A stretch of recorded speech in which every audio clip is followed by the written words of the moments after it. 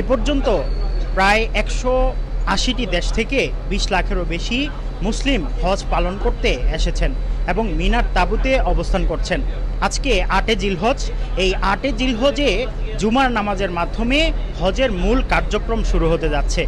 আজ 8 জিলহজ জুমার নামাজ, আসর নামাজ, মাগরিব নামাজ এবং এশা এবং 9 তারিখ ফজর নামাজের আদায়ের মধ্য দিয়ে মিনায় অবস্থান শেষ হবে এবং মুসল্লিরা লাব্বাইক বলতে বলতে আরাফার ময়দানের দিকে ছুটে যাবেন।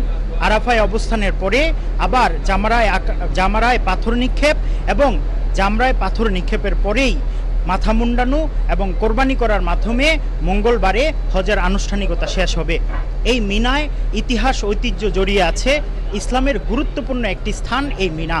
এখানে হজরত ইসমাইল আলাইহিসসালামকে হজরত ইব্রাহিম আলাইহিসসালাম কোরবানি করতে নিয়ে এসেছেন এবং এই কারণেই হজের এই কার্যক্রম এই জায়গা থেকেই শুরু হয়। চলছে প্রেডিকশন গেম নগদ অ্যাপে। প্রেডিকশন করে জিতুন জিক্সার বাইক, টিভি, স্মার্টফোন সহ আরো অনেক পুরস্কার। এ পর্যন্ত বাংলাদেশ থেকে আসা প্রায় 17 জন হাজি ইন্তেকাল করেছেন। সৌদি ধর্ম মন্ত্রণালয়ের পক্ষ থেকে নির্দেশনা জারি করা হয়েছে যে এই প্রচণ্ড খরতাপে এবং রৌদ্রে বের হলে অবশ্যই ছাতা, সানগ্লাস যেন ব্যবহার করে এবং পর্যাপ্ত পানি পান করে। সৌদি আরবের মিনা থেকে মুফতি আব্দুল্লাহ তামিম, সময় সংবাদ।